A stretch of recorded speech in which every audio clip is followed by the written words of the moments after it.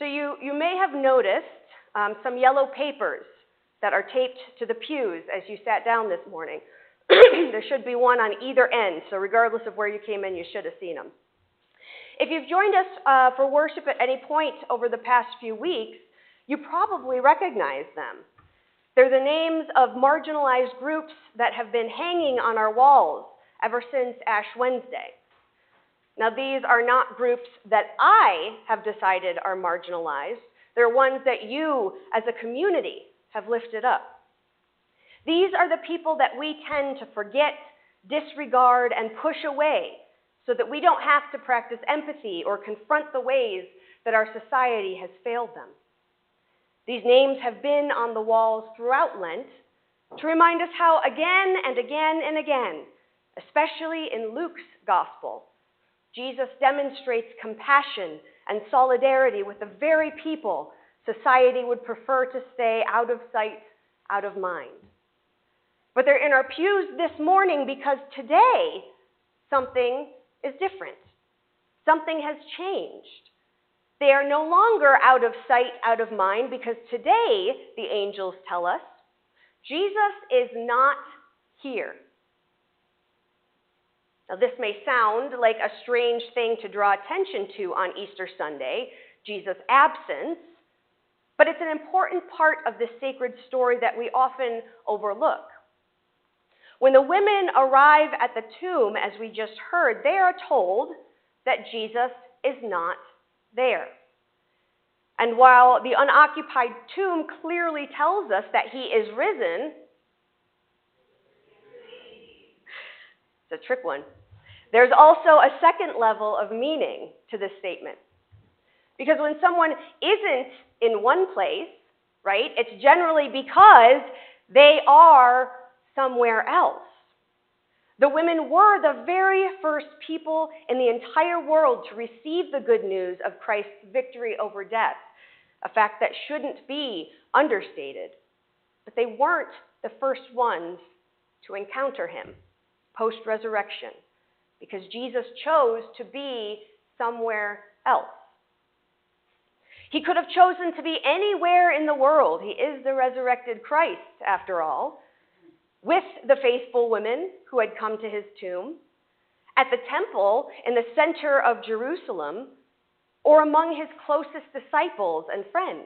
All of these are places where he would have been greeted with well-deserved praise and adoration. But instead, according to Luke, he chooses to make his first post-resurrection experience to two seemingly unimportant people, minor disciples, who are traveling away from Jerusalem, the center of Jewish life, and towards the margins of Judea. And what does he do when he meets these travelers on the road? He doesn't proclaim his triumph with pomp and circumstance and fanfare. He gives these men what they need most in that moment. He teaches them. He feeds them.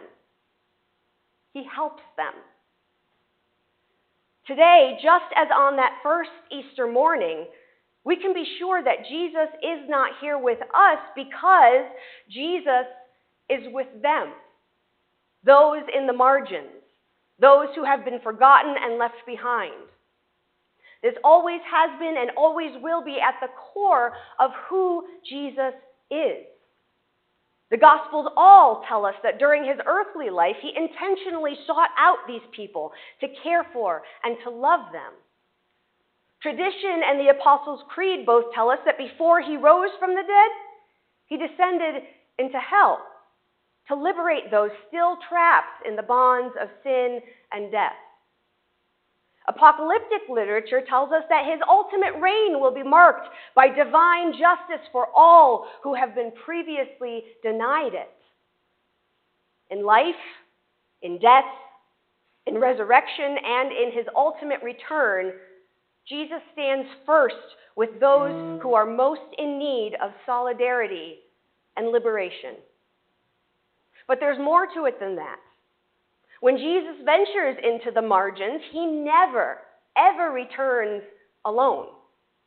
We've seen it over the past 6 weeks as we've read through Luke's gospel again and again. He calls Levi, a despised tax collector, to travel with him as a member of his inner circle. He restores the social and religious status of the hemorrhaging woman through healing, and he restores her dignity by calling her daughter. He pulls Zacchaeus out of a crowd, out of a tree, for the honor of hosting Jesus in his home.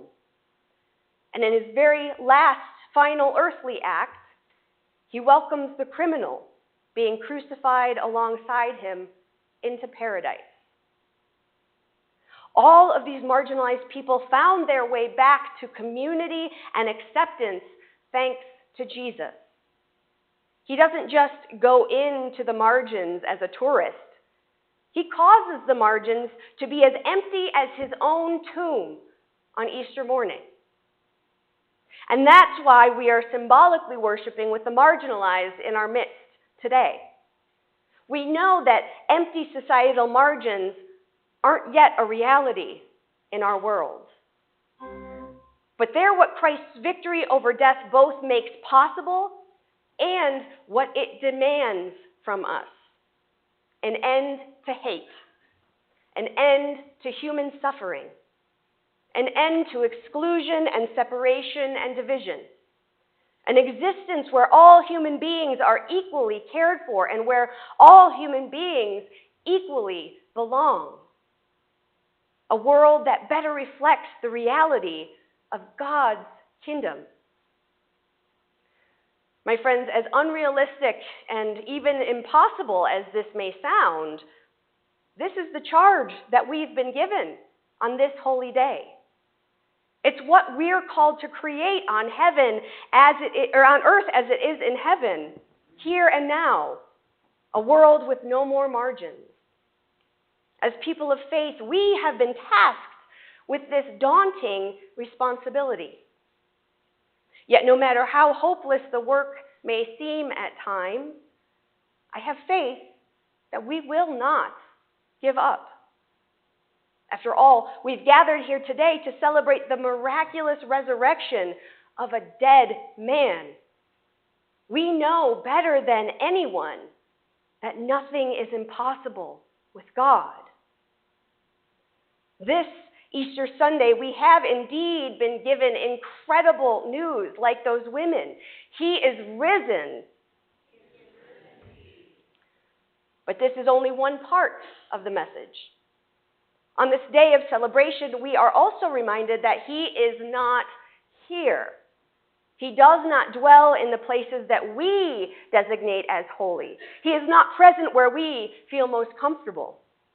He's in the divinely sanctified space of society's margins, bearing witness and lifting up those whom everyone else has rejected. Our resurrected Lord is there right now, and he's waiting for us to join him. Disciples, believers, beloved, let's not keep him waiting much longer. Amen.